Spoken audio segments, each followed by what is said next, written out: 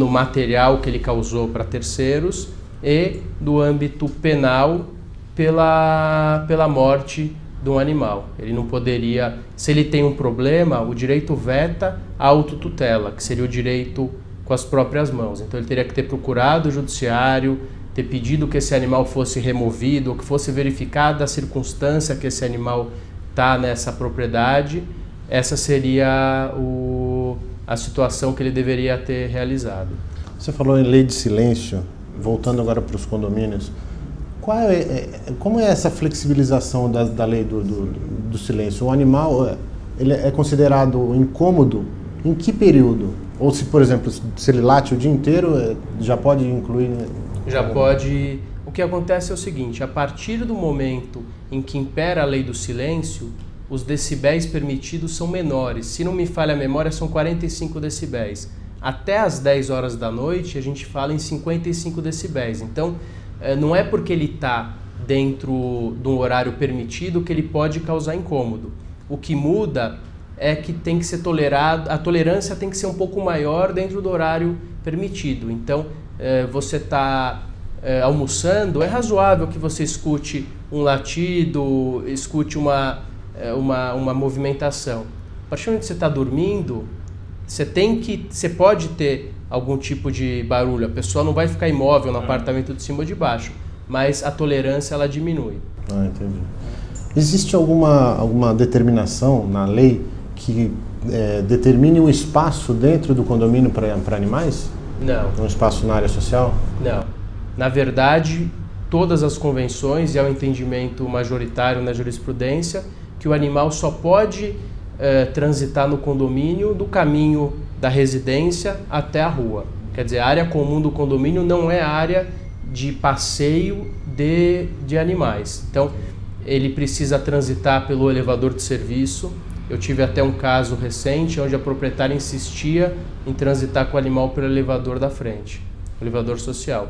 Ela foi multada, foi advertida e deixou de fazer essa situação. O ideal é que o animal circule unicamente no elevador de serviço, com guia curta, e faça o caminho da residência, elevador, rua, rua, elevador, residência. Isso é tolerável. Qualquer situação, ele só foi cheirar o jardim, isso já pode implicar em multa. Existe alguma determinação, ou melhor, o síndico ele pode exigir que o elevador, nem o elevador de serviço seja utilizado para animais? Ele pode exigir que o animal tenha que descer pela escada? No meu entendimento, não. Aí a gente volta ao começo da entrevista, ao abuso. Então, o síndico ou algumas convenções entendem que eles possam restringir a locomoção de animais, que é, olha, o animal precisa descer de focinheira no colo e não pode usar o elevador. Isso é um abuso do Estado de Direito, até leva a uma situação constrangedora que caberia, em tese, até um boletim de ocorrência, é tipificado no Código Penal. Levar a pessoa a uma situação vexatória. Você obrigar uma senhora de 80 anos, o exemplo anterior, a carregar um cachorro de 6 quilos no colo, é uma situação vexatória. Ela, dentro do direito de propriedade, ela tem que ter o direito de descer com o seu animalzinho para a rua, contanto que isso não cause incômodo a terceiros. A convenção nem a assembleia podem impedir ou restringir esse direito dela. Entendi. Um caso extremo, por exemplo, de um animal atacar um outro morador. O que se fazer, além de, lógico, socorrer a vítima, mas quais são os procedimentos? Aí pode haver uma reviravolta na própria determinação do condomínio? Não? Pode. Se o animal atacar uma pessoa, provavelmente ou certamente foi algum ato falho da pessoa, do condômino. Ou ele deixou escapar o cachorro, ou ele não segurou o cachorro corretamente na guia. Se a culpa for do dono do animal, ele pode e deve ser compelido a tirar esse animal do condomínio. A não ser que o vizinho fale, deixa eu ver esse cachorro, e pôs a mão na boca dele. Então, a culpa não é do condômino, é do outro morador. Se o morador teve as cautelas de praxe, ele não deu causa à situação, ele não estaria compelido a nenhuma questão. Mas o que tem que ser feito, tem que ser tomadas providências imediatas inclusive cabe dano material e cabe uma situação penal. O dono do animal, ele responde pelo animal. Tá? A mesma situação que o pai responde pelo filho. Então, se o filho causar danos no jardim ou na área comum, o pai é obrigado a ressarcir. Como o síndico é obrigado a ressarcir se os seus funcionários causarem, os funcionários do condomínio causarem prejuízo para qualquer morador. E é a mesma questão do dono do animal. Ele responde pelos danos que o animal causar. Inclusive, pode responder penalmente por uma agressão, se ele tiver dado causa. Você disse que no caso de funcionários causarem transtornos ou prejuízos ao condomínio, o síndico paga, mas com dinheiro do condomínio. Deixa eu ficar mais claro. Quem pagaria seria o condomínio. Sim. Mas ou seja, os próprios moradores vão pagar esse dano. Nós somos sempre responsáveis pelos nossos subordinados. Então, se o condomínio causar dano a alguém, a pessoa pode pedir uma reparação. E o responsável legal é sempre o síndico. E até onde vai a autoridade do síndico? Então, no limite da convenção, do regulamento interno, o síndico ele tem que ser um guardião da convenção e do regulamento interno e de outras questões que forem aprovadas em assembleia. Então, às vezes o síndico está fazendo o correto, mas ele está usando os princípios dele. Eu acho que isso é legal. Gerir o patrimônio de terceiros, ele tem que se submeter à convenção, ao regimento interno e à decisão de uma assembleia. Ele não pode agir por vontade própria. Ele tem que sempre agir respondendo por terceiros. E em casos de, por exemplo, a gente está falando de cachorro, gato, pássaro, ave pequena. Mas em caso de animais exóticos, por exemplo, o cara tem uma cobra dentro de casa, uma coruja, que eu já ouvi casos de que o cara tem uma coruja em casa. E aí? Tem um macaquinho. Macaco. O procedimento é o mesmo? O procedimento é o mesmo. A questão é que já envolve uma questão ambiental, a questão do IBAMA. Então esse animal ele está regular perante os órgãos ambientais. Então se você tiver um pássaro exótico, se ele não tiver registrado no IBAMA, ele vai ser retirado do apartamento. É um crime ambiental e é um crime inclusive inafiançável. Se esse pássaro causar incômodo, ele precisa ser removido da mesma forma que um cachorro. Um passarinho desse tamanho faz mais barulho do que um cachorro enorme, de grande porte. E, resumindo agora a questão de animais em condomínio, quais são as principais reclamações de animais que convivem em condomínio? Quais são as principais queixas dos moradores? Barulho. É a primeira. Tá. Barulho é a primeira. Tá? O animal está causando transtorno. Circulação em áreas comuns, que isso também acaba incomodando os demais. Então, às vezes o proprietário fica com preguiça de conduzi-lo até a rua, ele acaba fazendo as necessidades na área comum. Isso é um absurdo. Transitar sem guia dentro das áreas comuns, isso também causa muito transtorno. E daí vai para aquele extremo que a gente falou. O síndico, o conselho se acham, ao invés de restringir, eles acham que podem compelir isso estabelecendo normas muito rígidas que muitas vezes não podem ser cumpridas. Entendi. Vamos mudar um pouco o assunto, sair um pouquinho da questão de animais, vamos falar um pouco mais sobre as questões gerais de condomínio.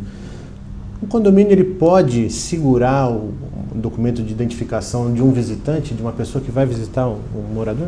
Então, essa foi uma questão muito abordada no passado. Ele não pode. Ele pode pegar... Não pode. Ele pode pegar o documento, verificar e devolver. Ele não pode reter. E essa questão de repente, fotografar também, para ter um banco de dados? Pode. É questão de segurança. É o mesmo tratamento para a imagem. As pessoas perguntam, eu não quero que ninguém me filme. O circuito interno, a lei permite que você filme as pessoas durante o trânsito dessas áreas comuns de um condomínio. A questão é se essa imagem pode ou não pode ser usada. Ela não pode ser usada para qualquer outro fim que não seja a segurança do edifício. Entendi.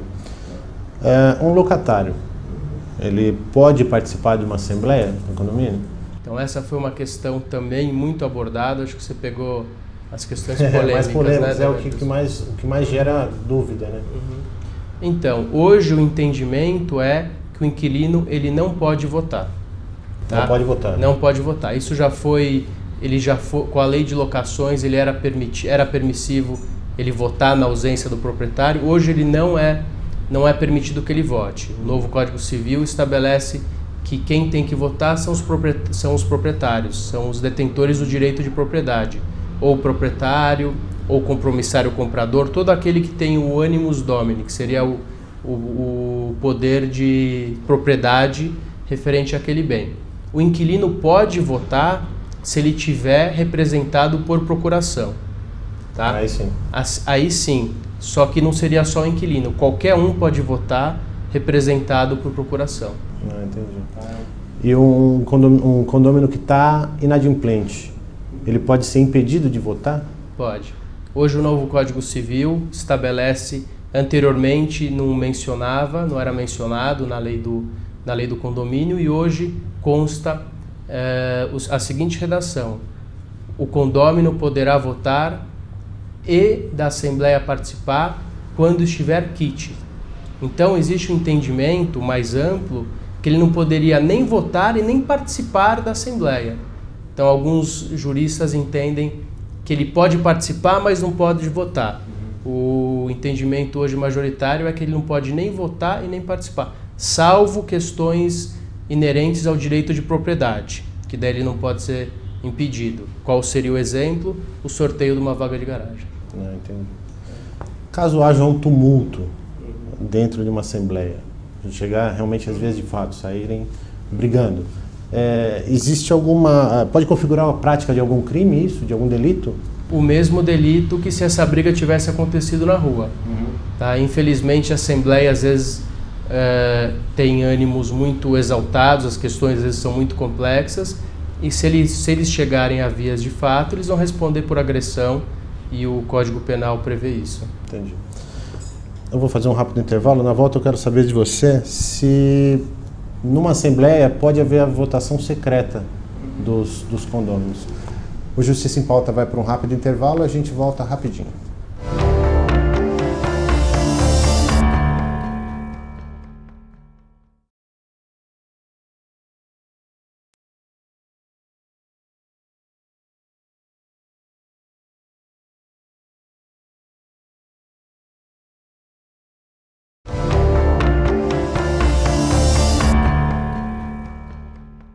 O Justiça em Pauta está de volta. Hoje nós estamos falando sobre animais em condomínio e as outras questões que envolvem os condomínios. Eu falo com o Dr. Rodrigo Carpati, que é especialista em direito imobiliário.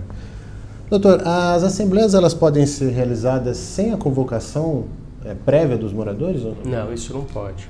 Está previsto na convenção o prazo para que essa assembleia seja convocada, e qualquer decisão assemblear ela precisa ter uma prévia convocação. Essa convocação, a forma dessa convocação, inclusive, também está estabelecida na convenção, se ela vai ser por AR, e hoje algumas convenções prevêem até que essa convocação seja enviada por e-mail. Tá? Decisões fora dessa convocação, se a pessoa não foi convocada, ela pode inclusive anular essa assembleia. Se um único condômino não foi convocado, ele pode anular. E se qualquer assunto tenha sido discutido que não esteja na pauta, ele também não tem valor. Eu tinha feito uma pergunta no bloco anterior, eu quero saber o seguinte: se pode haver a votação secreta numa assembleia? Existe esse hábito? É um caso interessante. Alguns condomínios acabam fazendo a votação secreta, não existe previsão na lei. Eu entendo que a assembleia com voto secreto só possa ser realizada se prevista na convenção ou se deliberado na própria assembleia. Então vai ter uma votação. Se a assembleia deliberar pelo voto secreto, quer dizer, o presidente precisa submeter essa questão a plenário, isso teria valor, mas precisa tomar muito cuidado. O ideal é que os votos sejam abertos. As questões do condomínio devem ser questões populares, não devem envolver política. Por que tem um voto secreto? Porque você não quer ficar mal comigo. Quer se indispor, né? Quer se indispor. Então, a questão política precisa ficar de fora, precisa prevalecer o interesse do condomínio. E o interesse do condomínio não prevê essa questão política. Existem casos que o morador não pode comparecer à reunião da Assembleia. Ele pode contestar alguma coisa que foi votada nessa nessa reunião ou não? Então vamos lá, as assembleias são soberanas.